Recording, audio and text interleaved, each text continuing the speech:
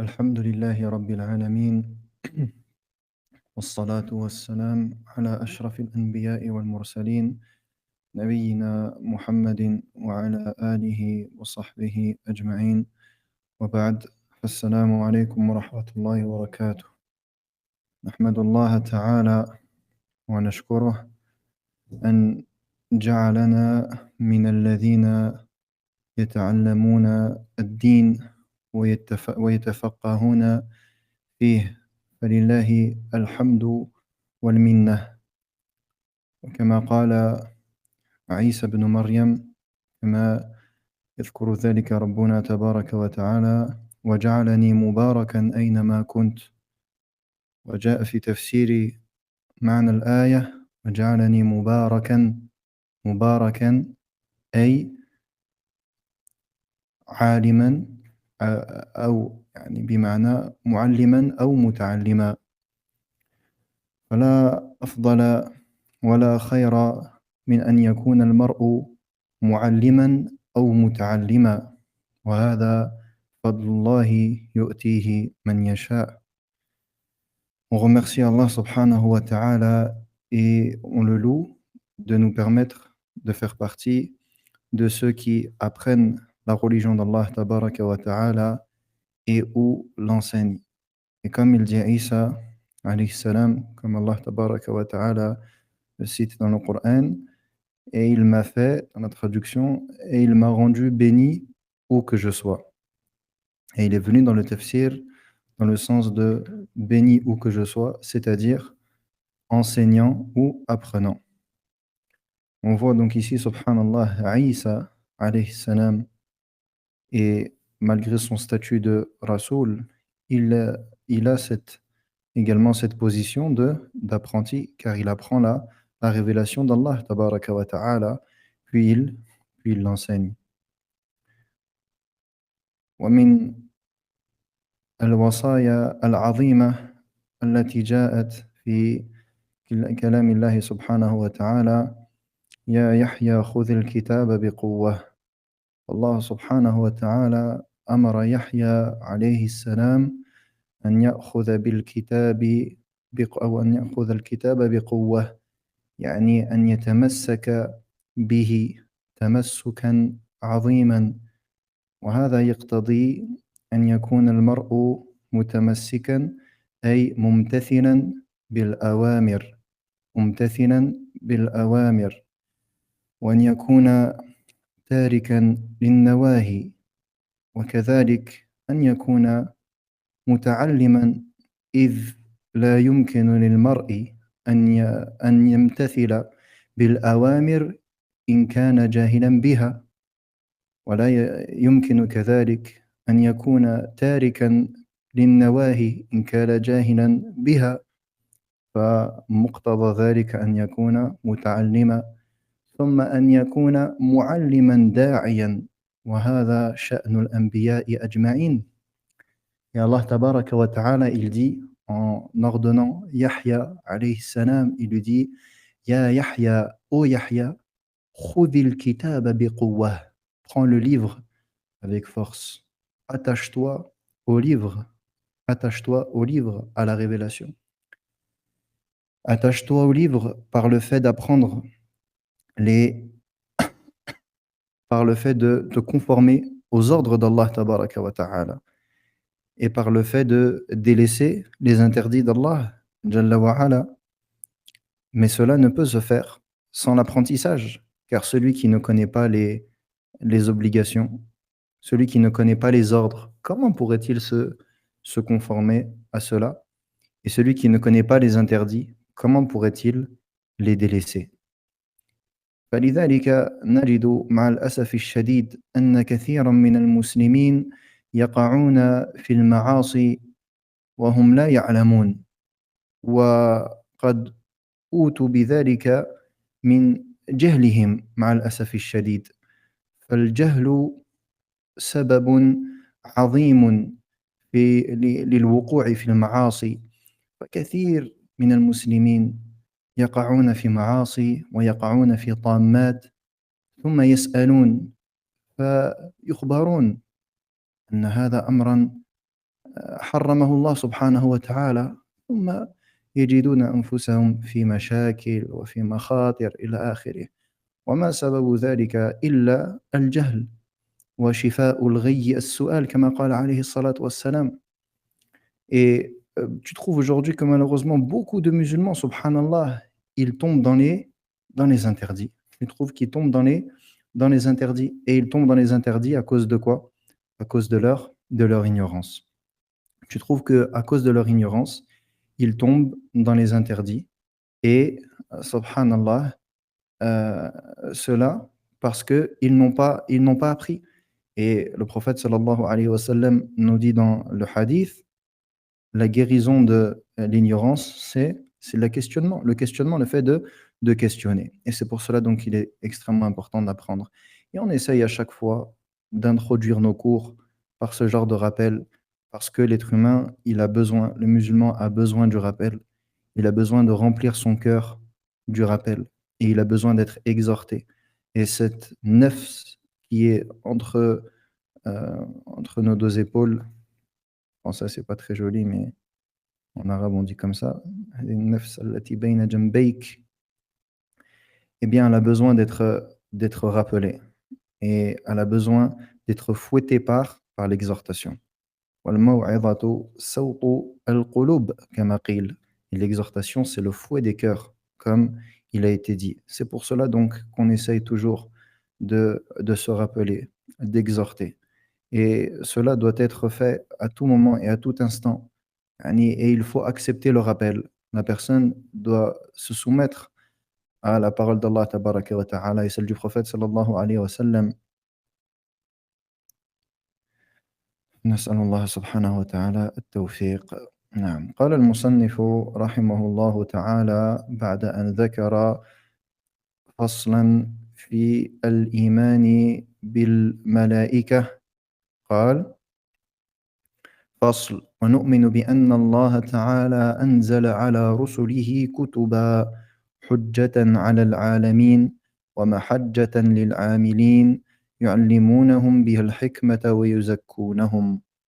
Et nous croyons qu'Allah tabaraka wa ta'ala a envoyé à ses messagers des livres comme preuve contre les univers et comme voie pour ceux qui souhaitent œuvrer. Il leur enseigne la sagesse qui s'y trouve et il les purifie par ces livres-là. Donc l'auteur, rahimahullah ta'ala, rahmatan wasi'a, après avoir cité ce qui est en lien avec la croyance aux anges, il cite plutôt ce qui est en lien avec la croyance aux messagers. Et ici, nous avons 2 choses. Nous avons Ar-Rasoul et An-Nabi. Ar-Rasoul et An-Nabi. Donc, un messager, Rasoul, et Nabi, un prophète. Taïb. Qui peut nous informer de la différence entre Ar-Rasoul et An-Nabi? Pour répondre dans le bot, et les frères, si vous voulez, vous levez vous levez la main, je ne sais pas comment on dit, mais vous m'avez compris, et je vous donne la parole. Quelle est la différence entre Ar-Rasoul et An-Nabi? ما هو الفرق بين الرسول والنبي؟ ما هو الفرق بينهما؟ ما هو الفرق بينهما؟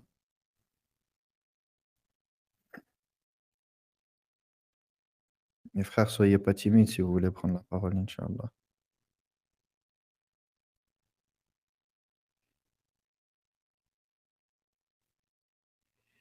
Mhm. طيب. نعم. Mhm. Alors, messager vient avec une nouvelle législation. Prophète vient confirmer cette législation. Rasoul, c'est celui qui vient avec une nouvelle législation. Le messager, celui qui transmet le message. Et le prophète, le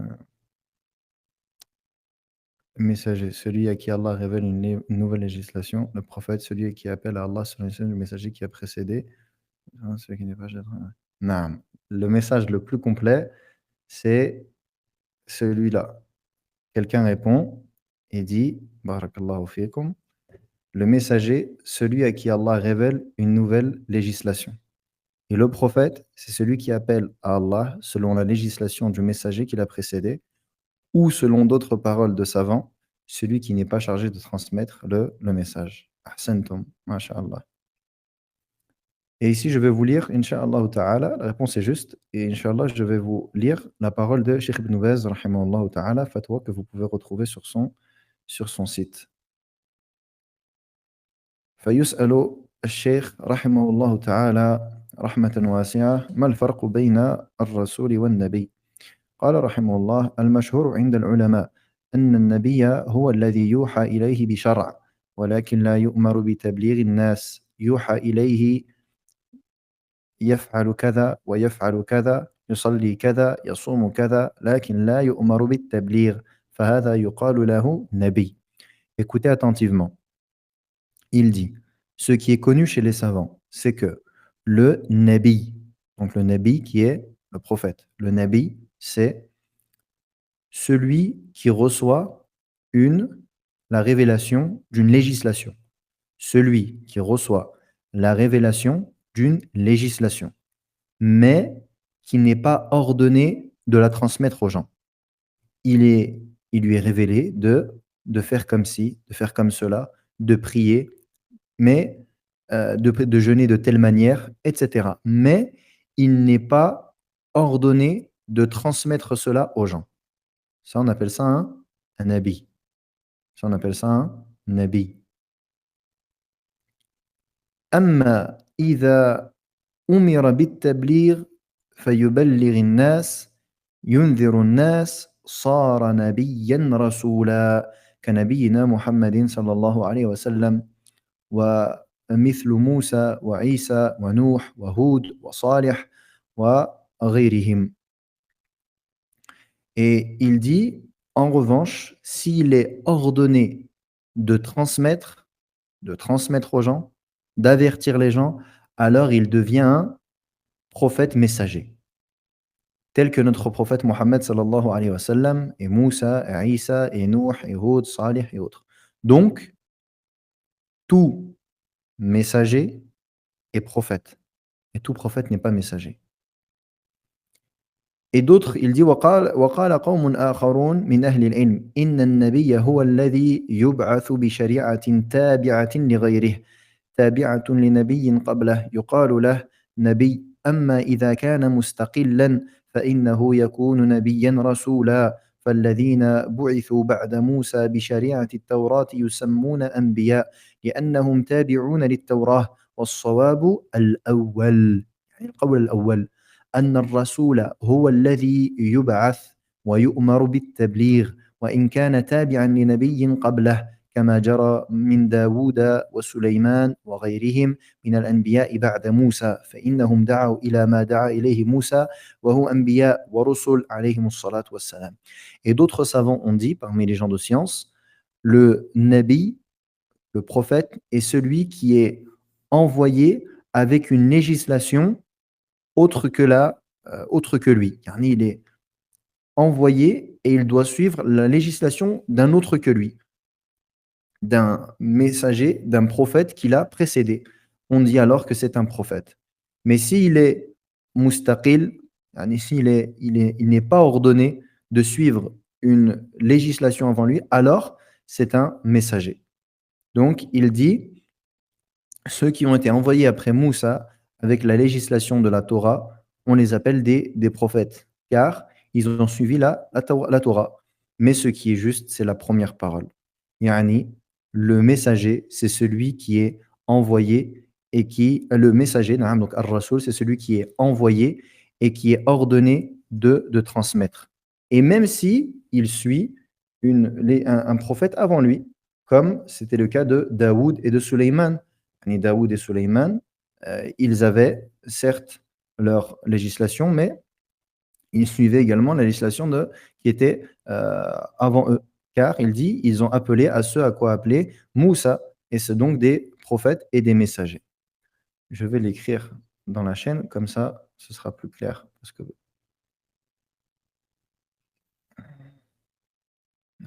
Non. Qu'en est-il de notre père Adam? Personne n'a transmis l'islam avant lui, pourtant il est prophète et non messager. Heu,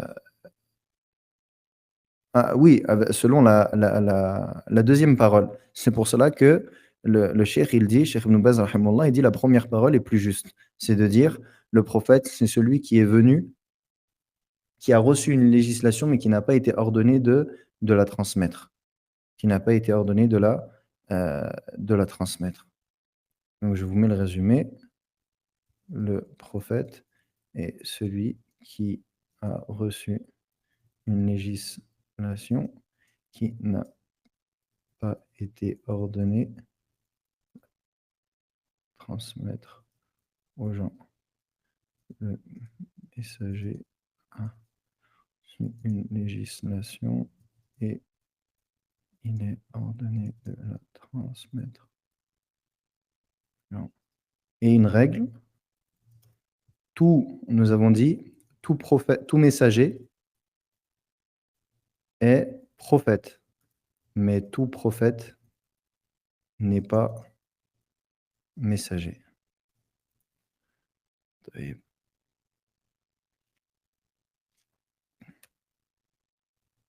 Je l'ai mis comme ça, peut-être que par écrit, c'est plus simple. Et là, c'est sans citer la divergence, yani.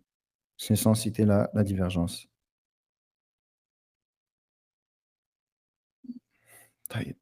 Ensuite, il dit, donc ceci concernant la différence entre Nabi et Ar-Rasoul. Ça, c'est la première mas'ala. Et donc ici, le cheikh Ibn al-Uthaymin, rahimahullah, il parle des messagers. C'est pour cela qu'il dit, et nous croyons que Allah Ta'ala a envoyé à ses messagers des livres. Yani les prophètes qui ne sont pas messagers, ils ne reçoivent pas de livres. Ils ne reçoivent pas de livres. Mais ils reçoivent une révélation, mais pas de livre à proprement parler. Il dit: «وَنُؤْمِنُ بِأَنَّ اللَّهَ تَعَالَى أَنزَلَ مَعَ كُلِّ رَسُولٍ كِتَابًا». Il dit: «Nous croyons que Allah Ta'ala a envoyé avec chaque messager un livre». لقوله تعالى: لقد أرسلنا رسلنا بالبينات وأنزلنا معهم الكتاب والميزان ليقوم الناس بالقسط. Et la preuve de cela, c'est la parole d'Allah tabaraka wa ta'ala dans surat Al-Hadid. Et nous avons certes envoyé nos messagers avec les preuves et nous avons fait descendre avec eux le livre et la balance afin que les gens se tiennent sur la justice.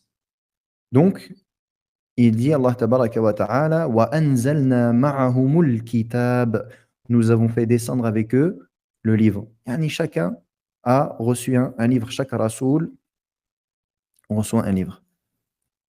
Et nous connaissons de ces livres-là, premièrement, wa na'lamu min hadhihi al-kutub at-Tawrah التي أنزلها الله تعالى على موسى صلى الله عليه وسلم وهي أعظم كتب بني إسرائيل فيها هدى ونور يحكم بها النبيون الذين أسلموا للذين هادوا والربانيون والأحبار بما استحفظوا من كتاب الله وكانوا عليه شهداء. Le premier livre, c'est At-Tawrah. La Torah, At-Tawrah, qu'Allah tabaraka wa ta'ala a fait descendre à Moussa alayhi salam. Et c'est le plus grand des livres des Banu Israël. Le livre le plus important que les Banu Israël ont reçu, c'est At-Tawrah. Comme Allah Ta'ala le décrit dans le Coran, il dit Fiha hudan wa nur. Celle-ci, yani la Torah, contient une guidée et une lumière.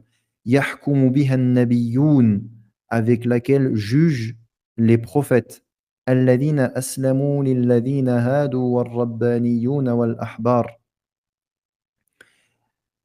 Il juge avec celle-ci ceux qui se sont soumis pour les juifs, al-Rabbaniyoun, les rabbins, et al-Ahbar, les savants, par rapport à ce qu'ils ont mémorisé du livre d'Allah et chose par laquelle ils étaient témoins. Et dans cette ayah, il y a une preuve que la Torah, Allah tabaraka wa ta'ala l'a fait descendre et que il jugeait avec celle-ci. Les messagers avant Moussa n'ont pas de livre. Non, les messagers avant Moussa n'ont pas de livres. Il y a des livres que l'on connaît et des livres que on ne, connaît pas. Par exemple, Nouh, allez, yani la question c'est: «Je ne comprends pas, les messagers avant Moussa n'ont pas de livre». Nouh alayhi salam, c'est un messager. Mais Allah tabaraka wa ta'ala ne nous a pas informés au sujet du livre qu'il a reçu. Mais nous croyons qu'Allah ta'ala, il a envoyé à chaque messager un livre. Mais il se peut qu'Allah tabaraka wa ta'ala nous informe au sujet de celui-ci et qu'il ne nous informe pas au sujet de celui-ci. Naam. Et également, avant Moussa, alayhi salam, nous avons Ibrahim. Et Ibrahim, il a reçu Suhuf, les feuillets. Donc, les messagers avant Moussa, comme les messagers dont nous avons connaissance et dont nous avons connaissance de leurs livres, tels que Ibrahim, naam, il a reçu. Et Nuh, alayhi salam, nous avons cité la règle. Chaque messager reçoit un livre. Mais Allah, tabaraka wa ta'ala, il se peut qu'il nous informe au sujet de cela et il se peut qu'il ne nous informe pas. Az-Zabour, les feuillets. On y arrive, akhi Moussa. Naam, on y arrive, Inch'Allah. Le deuxième livre, Al-Injil, الذي أنزله الله تعالى على عيسى صلى الله عليه وسلم وهو مصدق للتوراة ومتمم لها قال تعالى وآتيناه الإنجيل فيه هدى ونور ومصدقا لما بين يديه من التوراة وهدى وموعظة للمتقين. Ensuite, nous avons donc Al-Injil, l'évangile. Allah tabaraka wa ta'ala a fait descendre à Isa alayhi salam et il est venu pour confirmer la Torah et pour la compléter. Et la preuve de cela, wa ataynahu al-injil, et nous lui avons accordé al-injil, dans lequel il y a une guidée et une lumière, et qui vient confirmer ce qu'il y avait avant lui, dans ce qu'il y avait dans la Torah. Wa hudan, et comme guidée, wa maw'izatan, et comme exhortation, lil muttaqin, pour ceux qui craignent. Donc nous avons al-injil. Et vous voyez que les livres, ils se confirment les uns les autres. Les livres se confirment les uns les autres. Yani, un livre, le livre qui vient, il vient confirmer, compléter et abroger. Mais le fait que le livre, il abroge, cela n'infirme pas les livres qui étaient avant. Cela n'infirme pas les livres qui étaient avant. C'est pour cela que le Coran, il est venu pour abroger tous les livres précédents. Mais le Coran n'est pas venu pour démentir les livres précédents. Il est venu pour confirmer les livres précédents et pour les compléter. Et le fait donc que le livre vienne et qu'il abroge ne signifie pas qu'il dément les livres précédents. Mais plutôt ce qui est démenti, c'est les modifications qu'ont subi ces livres. Et nous disons, la Torah qui existe aujourd'hui et l'évangile qui existe aujourd'hui sont falsifiés. Ils sont falsifiés. Mais le livre initial, le Coran, est venu confirmer ces livres par leur forme initiale. قال تعالى ولأحل لكم بعض الذي حرم عليكم. Et Allah Ta'ala, il cite la parole de Isa alayhi salam qui dit: «Et je suis venu vous autoriser une partie des choses qui vous ont été rendues interdites».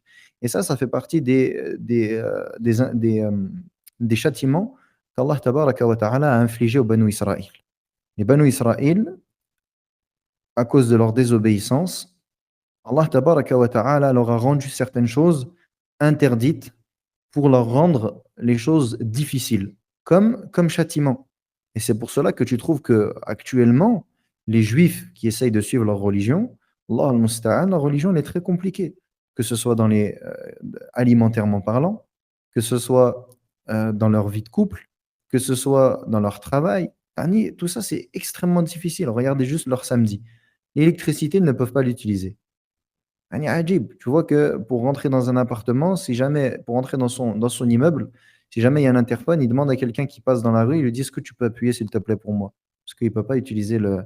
Et il y avait un frère, je me souviens à l'époque, qui travaillait dans la livraison. Et le samedi, il avait un client qui était juif. Et le client, il refusait de signer. Il dit: «Non, non, signez-vous, monsieur». parce que c'est samedi et en fait, il n'a pas le droit de travailler. Donc subhanallah, il reçoit la sal'a, il reçoit la marchandise, mais non, non, non, je ne peux pas signer. Sinon, c'est considéré comme du comme du travail. Allah Ta'ala, il leur a rendu leur religion difficile. Lorsque la femme, elle a ses menstrues, subhanallah, ils ne peuvent pas rester avec elle pendant la période de menstrues et ils ne peuvent pas dormir avec dans le même lit qu'elle pendant leur période de menstrues et leurs interdits, et leurs restrictions alimentaires, hadith wa la haraj, elles sont encore bien plus compliquées. Donc Allah tabaraka wa ta'ala avec Isa alayhi salam, il est venu, comme il dit à Isa, وَلِأُحِلَّ لَكُمْ بَعْضَ الَّذِي حُرِّمَ عَلَيْكُمْ. Je suis venu afin de vous rendre licite une partie des choses qui vous ont été rendues illicites. ثم الزبور الذي آتاه الله تعالى داود صلى الله عليه وسلم. Puis nous avons الزبور qu'Allah Ta'ala a donné à Daoud alayhi salam. Puis nous avons صحف إبراهيم وموسى عليهما الصلاة والسلام. Les صحف de Ibrahim et de Moussa, les feuillets que Allah Tabaraka wa Ta'ala a accordé à Ibrahim et à Moussa. Donc Moussa, il a reçu At-Tawrah et il a reçu As-Suhuf. Donc, At-Tawrah est une chose et As-Suhuf est une chose. Et ici, ne vous méprenez pas, l'ordre dans lequel l'auteur a cité n'est pas un ordre chronologique, puisqu'on sait que, par exemple, Daoud, Suleyman ont été envoyés avant Isa. Le dernier prophète et messager qui a été envoyé avant le prophète Mohammed sallallahu alayhi wa sallam, c'est Isa. Et là, il a cité d'abord la Torah, ensuite l'Injil. Donc ici, il les a cités. Wallahu alam, je ne vois pas de quel ordre. Est-ce qu'il l'a mis en se basant sur un ordre particulier qu'il n'a pas évoqué, ou il les a simplement cités comme cela lui est venu lorsqu'il a écrit le livre, rahimahullah ta'ala. Donc ici, il n'est pas question qu'il y ait un ordre chronologique. Ne vous méprenez pas.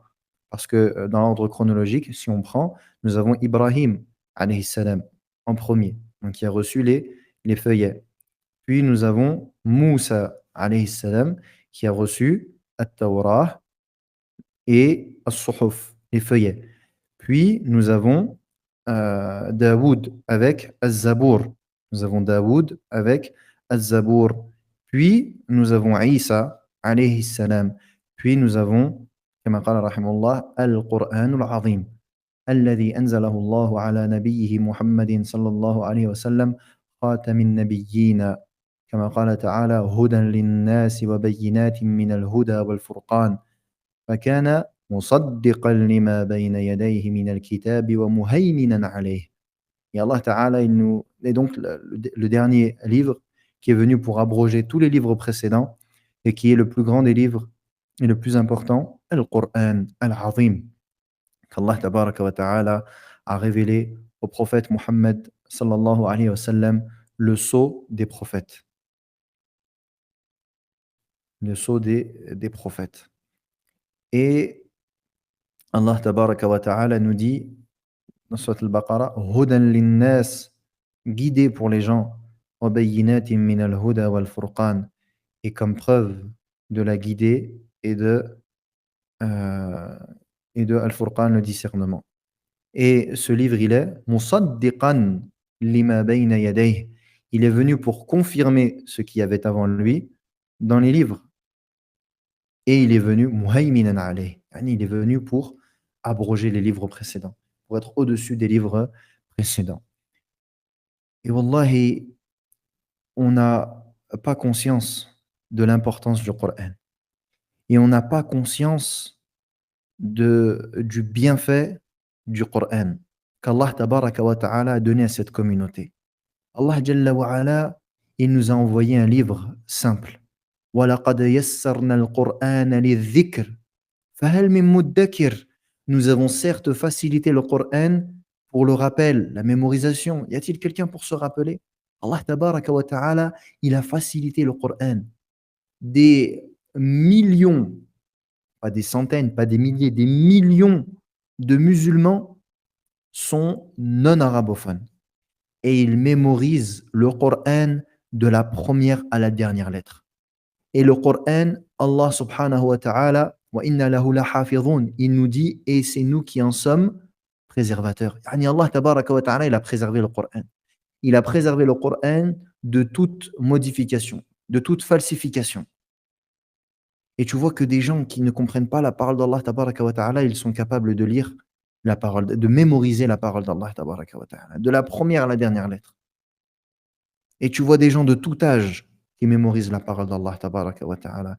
Et par la grâce d'Allah jalla wa ala, peu ne s'en faut qu'il n'y ait aucun pays dans lequel il n'y ait pas un mémorisateur du Coran, à l'inverse des autres religions.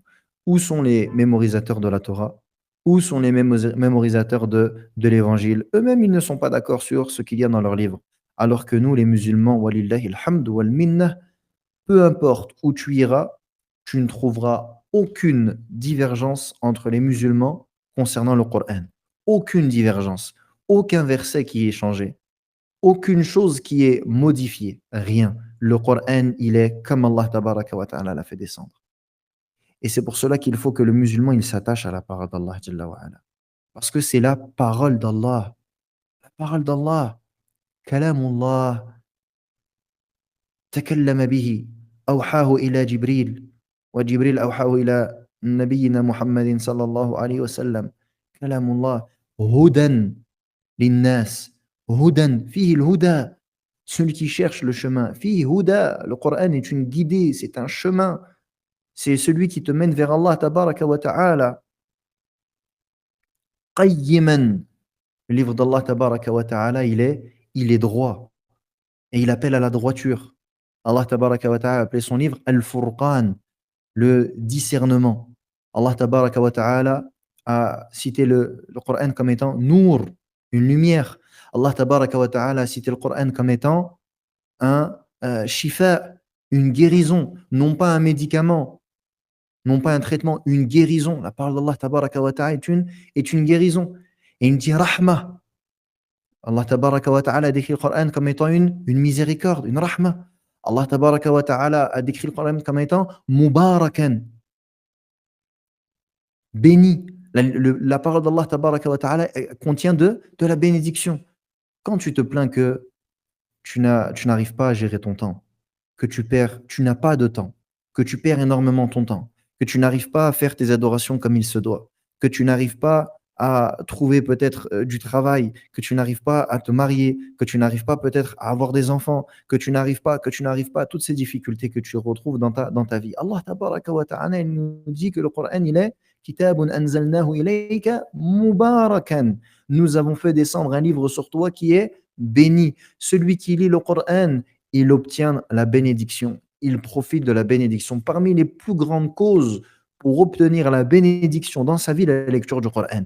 Et ça, c'est quelque chose qu'on a entendu des mashayikh. Cheikh Suleiman, hafidhahullah, al-Ruhayli, il a pour habitude de rappeler cela. Et il y a très peu de temps, il nous l'a rappelé. Il nous dit, les étudiants en sciences et les musulmans de manière générale, la meilleure manière d'obtenir le baraka dans son temps, c'est de lire le Coran et de commencer sa journée avec la lecture du Coran. Wallahi, thumma wallahi, thumma wallah. Celui qui lit le Coran, qui commence sa journée par la lecture du Coran, wallahi, il trouvera une douceur et une facilité dans ses tâches journalières qu'il ne trouvera pas s'il ne lit pas le Coran. Wallah. Et je n'ai même pas besoin de jurer en vérité. Mais, subhanallah, je ne peux pas vous dire essayez, parce que ce ne sont pas des choses que l'on doit essayer, mais c'est plutôt faites. Faites et vous verrez. Commencez votre journée après le Fajr, avant le Fajr encore mieux, par le Coran. Ne serait-ce qu'une page, 2 pages, 5 pages, en fonction de la capacité de chacun. Essaye de commencer ta journée par la lecture du Coran et tu verras. Wallahi, que ta journée, elle sera totalement différente. Le livre d'Allah. Et si tu arrives à méditer sur ce que tu lis, Wallahi, kalamullah, yuthrij as-sadr. La parole d'Allah tabaraka wa ta'ala, elle ouvre la poitrine. Wallahi, parfois, tu sens que la vie, elle est dure. Tu sens que tu es dans une épreuve. Tu sens que c'est difficile. Tu te mets à lire la parole d'Allah tabaraka wa ta'ala et tu médites. Et wallahi, que tous tes soucis, ils se dissipent. Tous tes soucis, ils se dissipent.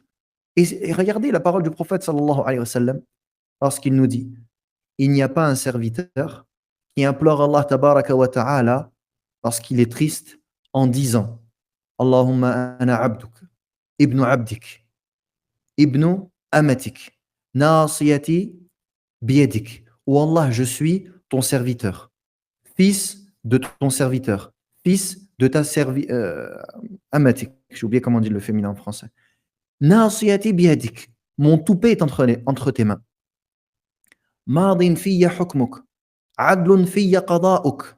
Ton jugement, ton décret est juste me concernant. Allahumma inni as'aluka bi kulli ismin huwa lak. Oh Allah, je te demande par tout nom qui t'appartient. Sammayta bihi nafsak, que tu t'es appelé, par lequel tu t'es appelé.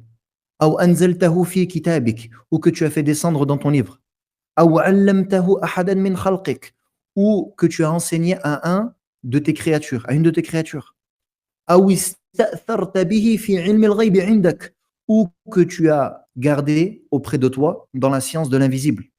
أن تجعل القرآن ربيع قلبي ونور صدري وذهاب همي وجلاء حزني. Subhanallah. Et je te demande que tu fasses du Coran le printemps de mon cœur et la lumière de ma poitrine, et que ce soit le moyen qui dissipe mon chagrin et ce qui me préoccupe. Et il dit au prophète sallam, sans qu'Allah tabaraka, il n'y a pas un serviteur qui dit ce dua sans qu'Allah tabaraka wa ta'ala il ne fasse dissiper ses soucis. Pourquoi est-ce qu'on néglige cela? Dis ce dua et mets en pratique ce dua. Regarde, subhanallah, qu'est-ce que tu as demandé? Toute cette introduction pour demander à Allah qu'il fasse quoi? An taj'ala al-Qur'ana rabi'a qalbi, que tu fasses du Qur'an le printemps de mon cœur. Regardez la beauté de cette prononciation. Le printemps de mon cœur. Wa nour sadri, et la lumière de ma poitrine. Subhanallah. Comment est-ce que on peut avoir de la tristesse alors que on a la parole d'Allah tabaraka wa ta'ala avec nous? Et ça, c'est les Anbiya. Qu'est-ce qu'il dit? Ya'qub alayhi salam. Innama ashku bathi wa huzni ila Allah. Je me plains de mon chagrin et de ma tristesse à Allah. Ensuite, il dit quoi? Wa a'lamu min Allahi ma la ta'lamun. وَأَعْلَمُ مِنَ اللَّهِ مَا لَا تَعْلَمُونَ. Et je sais d'Allah ce que vous ne savez pas. Subhanallah. Naam, les cours sont enregistrés, naam. Ils sont toujours enregistrés. Et vous les retrouvez sur la chaîne, je les mets toujours après le cours. Naam. Donc ici, le subhanallah, on doit faire les efforts. On accélère pour terminer. فنسخ الله به جميع الكتب السابقة وتكفل بحفظه عن عبث العابثين وزيغ المحرفين. إنا نحن نزلنا الذكر وإنا له لحافظون لأنه سيبقى حجة على الخلق أجمعين إلى يوم القيامة.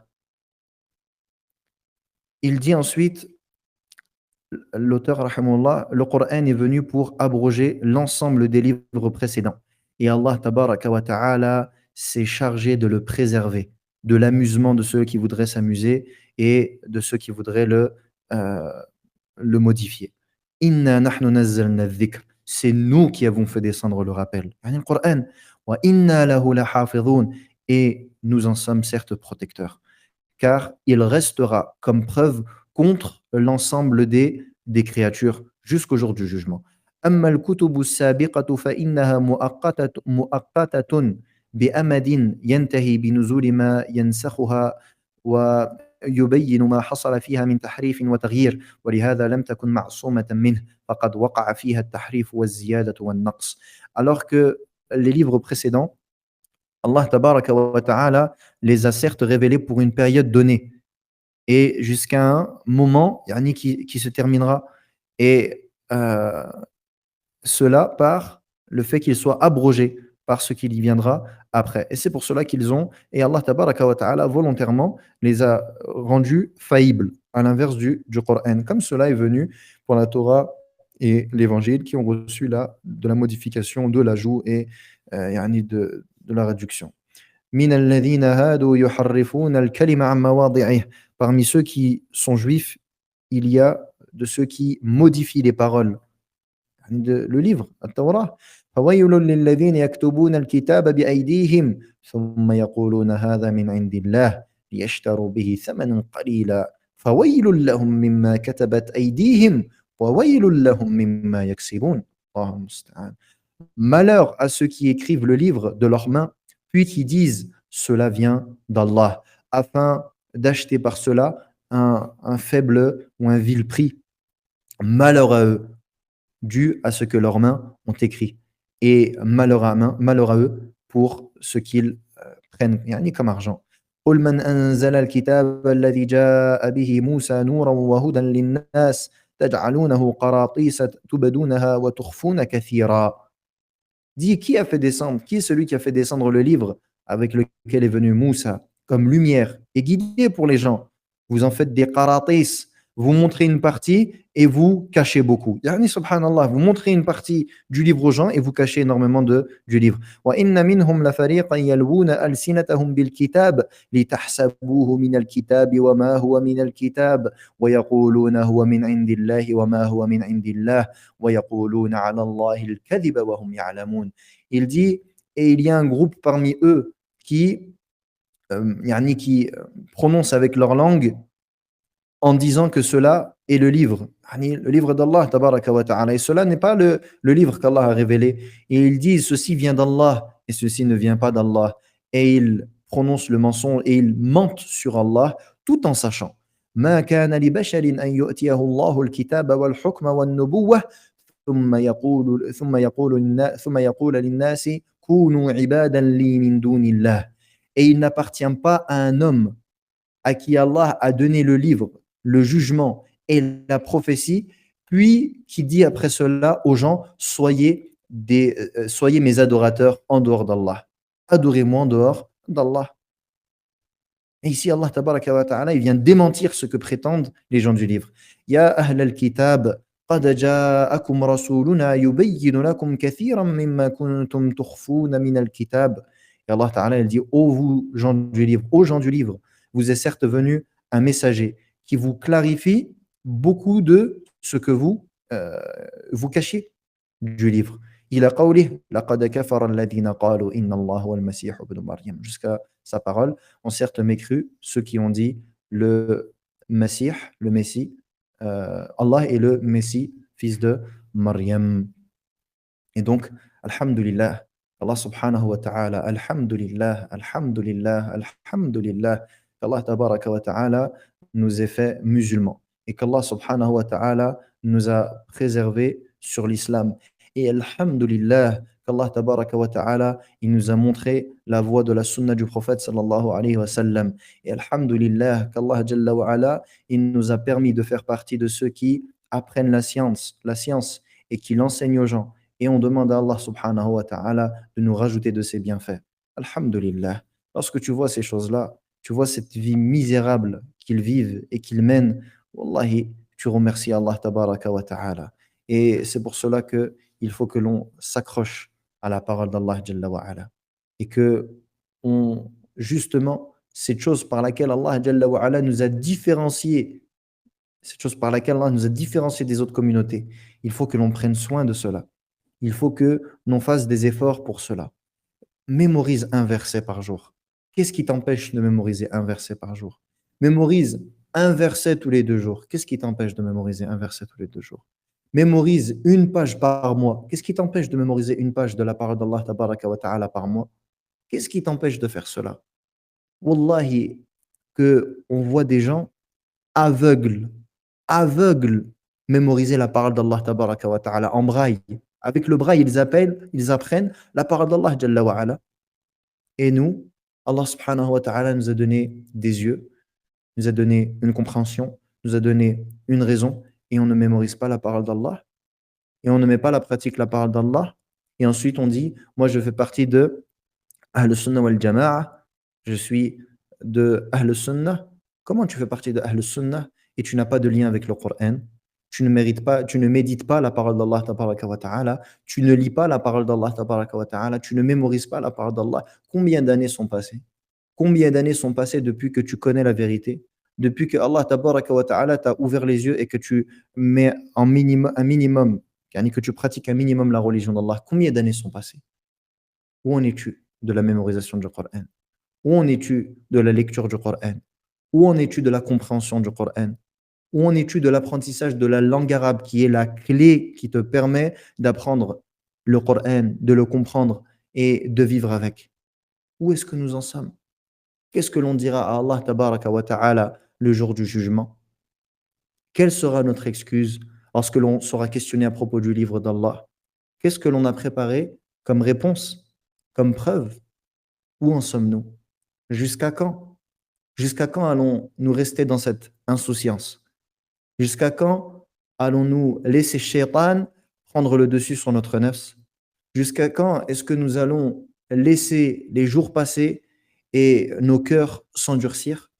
ألم يأن للذين آمنوا أن تخشع قلوبهم لذكر الله وما نزل من الحق ولا يكونوا كالذين أوتوا الكتاب من قبل فطال عليهم الأمد فقست قلوبهم وكثير منهم فاسقون.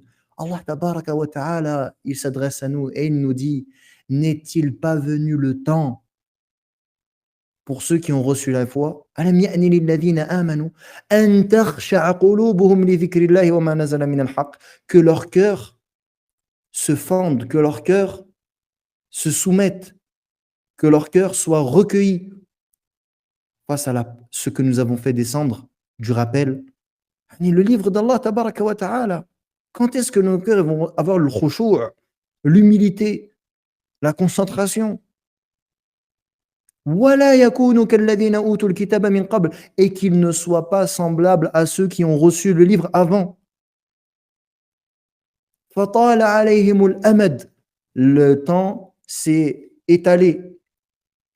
فَقَسَتْ قُلُوبُهُمْ, et regardez le résultat de l'éloignement de la parole d'Allah tabaraka wa ta'ala et de la révélation, c'est quoi?